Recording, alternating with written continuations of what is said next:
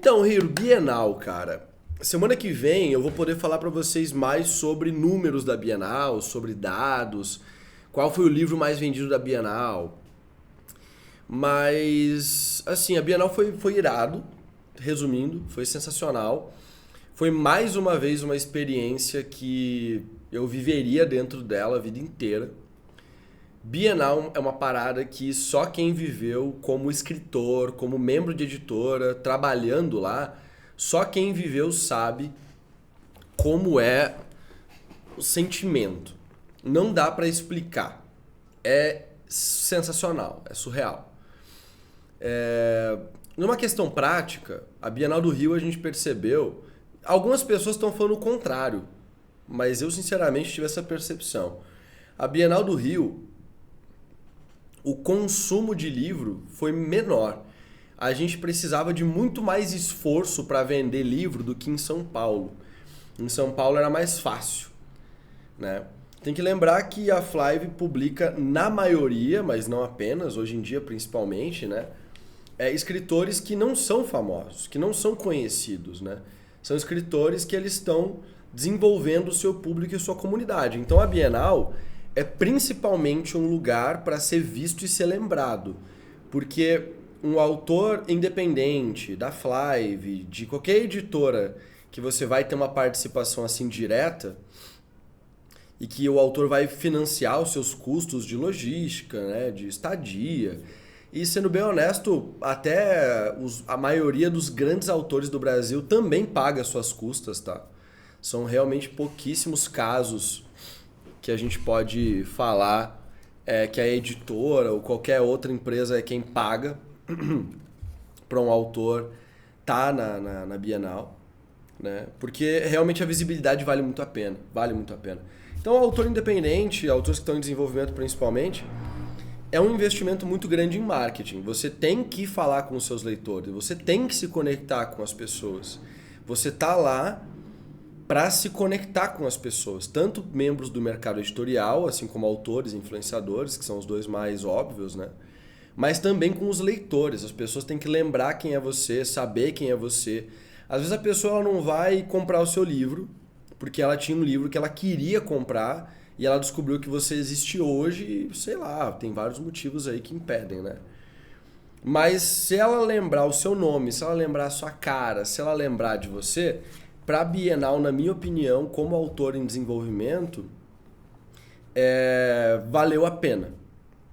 Então, pegando isso, eu sempre aplico o que eu penso para os autores também para a Flive. E por essa ótica, a Flive ela foi muito bem sucedida na Bienal do Rio. Muito bem sucedida.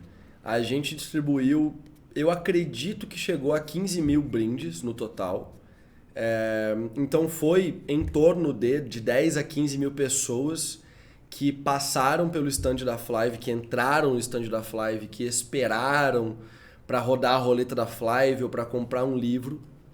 São 15 mil pessoas que não sabiam quem a gente era antes. Então, sem dúvida nenhuma, isso foi muito relevante. Né? Uma galera do Rio de Janeiro sabe quem a gente é, sabe que a gente existe. Público leitor, então é o público-alvo certo, é o nicho certo.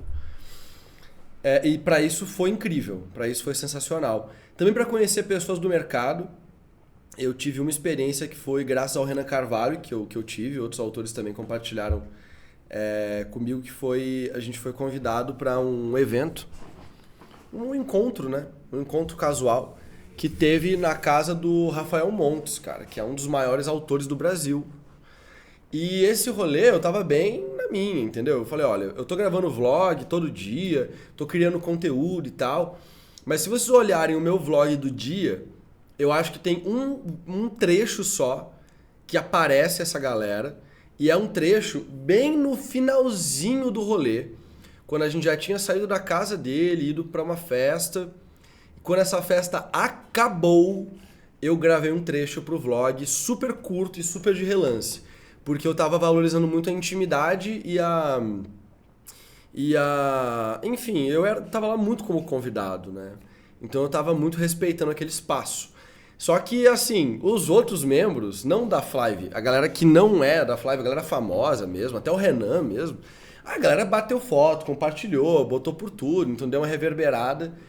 E essa aí, sem dúvida, foi o dia onde eu consegui criar mais novos laços e contatos que eu adorei ter, sabe? Não só por conhecer essas pessoas, mas também por ver que, cara, eu seria amigo de várias pessoas ali com tranquilidade. Então eu fico muito mais tranquilo sobre o mercado editorial. Eu sou conhecido dessas pessoas agora, não posso me chamar de amigo de alguém que eu passei uma noite. Mas são pessoas que dá pra ver que elas são boas, sabe? São pessoas que, além de talentosas, além de estarem numa posição privilegiada do mercado, elas realmente parecem merecer esses espaços. Elas realmente me deixam tranquilo no trabalho de continuar investindo no mercado editorial, como pessoa e como profissional também, para daqui a anos estar podendo trocar, compartilhar espaços com esses grandes nomes. Porque eles são pessoas agradáveis acima de profissionais bons também. Uma coisa que é importante, vocês podem às vezes pensar, eu acho que ninguém aqui no Ninho pensa isso, mas volta e meia aparece alguém que pensa isso por aí na comunidade, que você basta ser um bom profissional, né, que já é o suficiente. Que você pode ser uma pessoa arrogante, uma pessoa azeda, uma pessoa que trata os outros de cima para baixo e etc. E quando você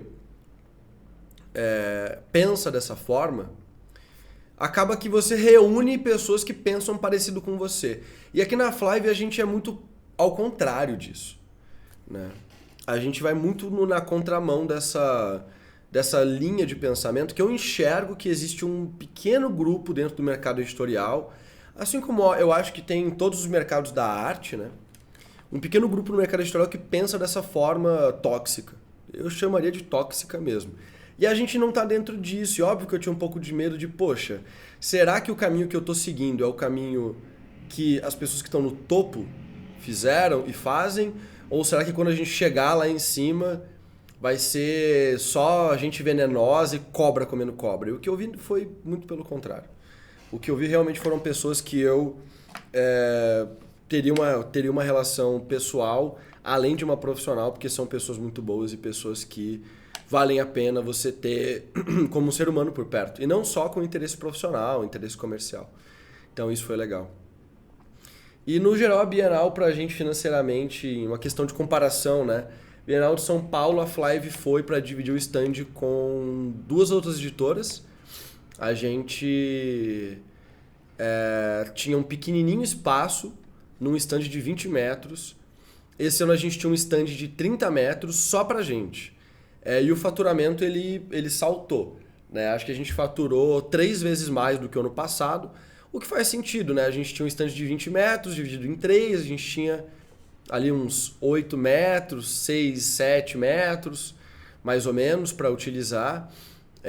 E esse ano a gente tinha 30 e triplicou o faturamento, então foi.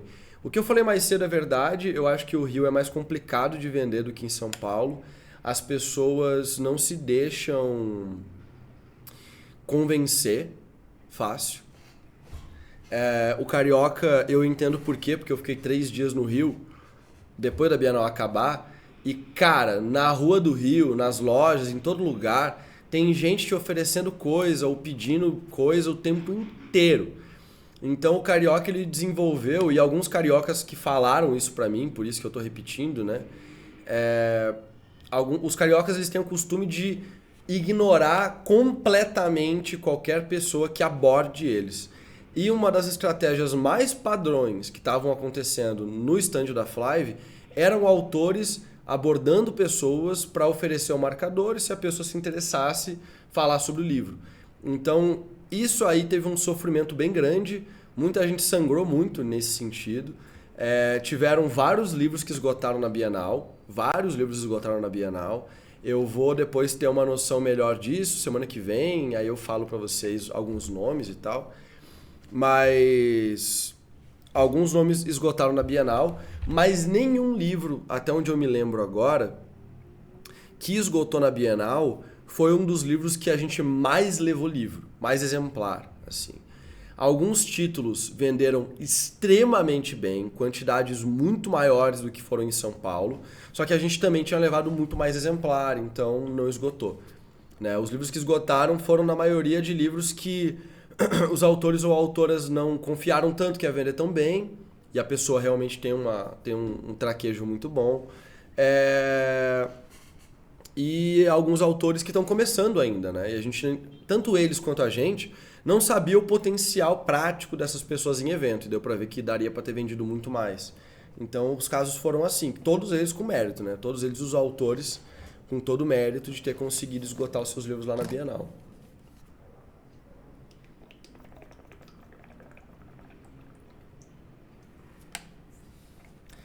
O processo de quinta pré-bienal. Cara, ô Nero, não vou te mentir, mano. Eu não lembro o que era esse rolê, cara. A Bienal passou voando dessa vez. Ano passado foi bem, tipo, dia por dia, esse ano passou voando. Quinta-feira pra sexta eu me estressei bastante com muita coisa. Mas assim, comparando São Paulo com o Rio, dividir stand com estar no stand sozinho, esse stand eu levantei ele quase todo sozinho. E isso é verdade, ninguém pode me tirar isso. A organização, a parte estratégica, né? E também toda a parte de comunicação que envolve o stand, né? As artes que estão nas paredes, a comunicação que envolve os brindes.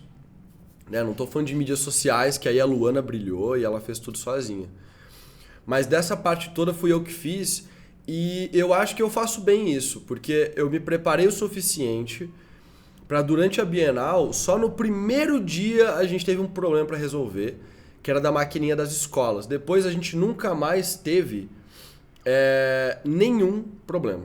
Nenhum problema aconteceu. A gente não teve nenhum problema na montagem, nenhum problema de luz, que teve muito no ano passado, nenhum problema de internet, nenhum problema que eu, como Lucas, o gestor do stand, precisei sair do stand para resolver, sabe? A gente teve, como sempre, autores que passaram do ponto em abordagem, autores que fizeram algumas coisas que eu fiz seminários justamente para explicar e para evitar que acontecesse, que é do roubo de público, que é você...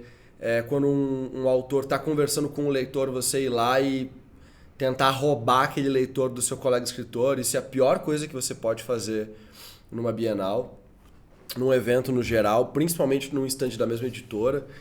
Isso rolou algumas vezes, só que rolou com uma frequência baixa em comparação com o ano passado também. Um pouco, acho, por conta do seminário, mas... Cara, tem pessoas que parece que não adianta explicar. Você fala 1000 vezes que é para evitar fazer isso, aquilo, outro, e parece que não adianta. Daí eu tento, né, gente? Eu me esforço o máximo que eu posso. Então, assim, esses foram os problemas que tiveram, que comparado com o ano passado, não foi nada. Ano passado, eu literalmente não parava no stand. Toda hora eu tinha que sair do stand para resolver alguma coisa. Toda hora tinha problema para resolver. Esse ano não teve. A gente também estava com uns vizinhos muito bons. A gente ficou vizinho da Quatro Ventos, que é uma editora de ficção cristã, pelo que eu entendi, e da WAC, que é uma editora de não ficção. A WAC estava com um stand bem aberto, então eles não tiveram problema. A nossa fila bloqueou uma parte da entrada deles algumas vezes, mas eles tinham muitas outras entradas, então não deu problema. E a Quatro Ventos bloqueou a nossa entrada algumas vezes, mas todas as vezes a gente conseguiu resolver com eles, todas as vezes com muita tranquilidade. Eles realmente são uma editora muito gente boa, os caras são firmeza mesmo. A gente tinha uma estratégia lá de abrir um gap na fila para que as pessoas pudessem ver o stand da Flive e entrar nele, e isso funcionou todas as vezes, então foi perfeito. Ano passado foi um inferno nesse sentido, esse ano aqui foi muito tranquilo. Muito tranquilo. E agora é São Paulo, né? A Bienal de São Paulo na Flive, vocês podem esperar que vai ser bem diferente, muita coisa. Primeiro, o design do stand vai ser completamente diferente. Eu, pela primeira vez, planejei o layout do stand e eu não gostei nem um pouco de como ficou. Eu tinha outra visão, outros planos e acabaram mudando por conta da montadora, que em cima da hora deu para trás em algumas coisas, eu tive que me virar e as minhas soluções acabaram não sendo boas como eu imaginava. Não acho que funcionou tão bem. Deu certo no final? Deu, mas dá para ser muito melhor. Então, ano que vem eu já tenho várias visões de layout, design de stand, para o stand da Flive ser melhor. De comportamento de autores também, de como a abordagem pode funcionar melhor, considerando que a Flive tem uma quantidade de autores muito grande para uma quantidade de leitores muito pequena, quando a gente fala no geral, né? Então é importante dar uma balizada nisso. Eu acho que até o feriado foi de boa pra caramba nesse sentido, mas depois do feriado que encheu de autor, que dobrou a quantidade de autores no stand todo dia, aí ficou complicado, a gente teve que mudar a abordagem e tal, e funcionou no final. Mas ano que vem eu já quero começar desde o princípio com uma estratégia bem forte. E também custos, gente. Esse ano aqui a Flive gastou muito dinheiro. Sabe, ano que vem a gente não deve gastar tanto quanto a gente gastou esse ano. O meu planejamento é que ano que vem a gente economize de 20% a 30% do que a gente gastou esse ano aqui. Principalmente no marketing, redirecionando um pouco do marketing. Porque um stand do tamanho que a Flive teve esse ano, o máximo que a gente pode sonhar em ter de lucro bruto, quanto fica para a Flive, é de 30 mil reais. A gente nunca vai conseguir, eu imagino, do tamanho que a Flive tem de stand pro ano que vem também, a gente nunca vai conseguir superar 30 mil reais para a Flive, porque aí tem 70% do autor, então seriam 100 mil de faturamento. Eu acho que com stand de 20 a 30 metros, a gente não consegue superar 100 mil de faturamento. Eu acho que não rola.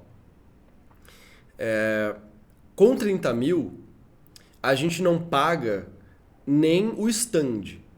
Só que a Flive enxerga a Bienal como um investimento em marketing e não como uma forma de lucrar com venda de livro. E dentro dessa estratégia, esse ano aqui, a gente acabou gastando muito dinheiro. E o dinheiro que foi gasto a mais, que passou do ponto, foi em marketing. A gente gastou muito dinheiro para estratégias de divulgação. Chegou a uns 20 mil reais, se eu não me engano. O que é um valor que, cara, assim, ele vai pesar. Eu sei que aqui os próximos 3 meses a gente aqui na Flive vai dar uma apertada no cinto em algumas coisas para conseguir diluir esse gasto que a gente fez. Óbvio, esse investimento em marketing ele vai trazer um resultado, né? E talvez esse resultado ele suplante o gasto. Então talvez esse investimento ele se pague, em breve a gente vai descobrir isso, né?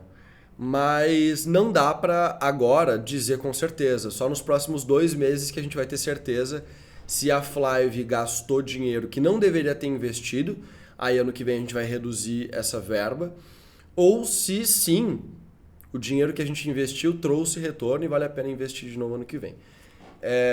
Porque assim, deu certo, deu, a visibilidade da Flive foi da hora, a gente teve muito conteúdo que viralizou, as nossas redes sociais dobraram ou triplicaram de alcance durante a Bienal, então sem dúvida nenhuma o alcance foi show de bola. As inscrições de autores querendo publicar na Flive foram super altas, muito acima da média, mas isso era esperado pela Bienal, né? Agora a gente tem que ver como é que vai ser a qualidade desses autores, porque o principal fator que a Flive tem em Bienal, na minha opinião, é os autores profissionais ou autores que têm potencial profissional verem a gente e se identificarem com a nossa forma de trabalhar. E aí a Flive consegue aumentar o seu catálogo com obras cada vez melhores. O que aconteceu no passado, o Bienal de São Paulo ajudou a gente a fechar contratos que hoje ajudam a Flive a crescer. E aí aqueles autores que a gente já tem no catálogo e estão crescendo, eles também crescem junto e a gente vai montando uma equipe de autores muito mais forte, né? Só que sem esses socos assim, é muito complicado de furar bolha, de crescer, de chegar na galera que já está um pouquinho mais profissional e começa a receber um contrato de uma... Assim, editoras que eu acho que fazem um trabalho legal, para deixar claro, tá? mas autores que recebem já um contrato de uma Se Liga, às vezes de uma Qualis, de uma Nasci, entendeu? Editoras que elas não são editoras grandes, mas são editoras de médio porte que competem por autores hoje, de certa forma, com a Flive, e eles têm contratos tradicionais, enquanto a Flive vai por uma linha que ainda está entre o tradicional e o independente. Apesar da Flive ter a possibilidade de tradicional, todo autor que a gente fecha contrato prefere a linha padrão da Flive, que é ganhar 70%, né? Então, dentro dessa competitividade é bom e é essencial a gente se mostrar no mercado para que os membros do mercado entendam que a gente é sério, que a gente trabalha bem, essas coisas assim que vocês já sabem, né? É basicamente isso. É basicamente isso. Eu, semana que vem, vou trazer dados, alguns números, quais são os livros mais vendidos, quais autores mais venderam, e aí esperem por isso.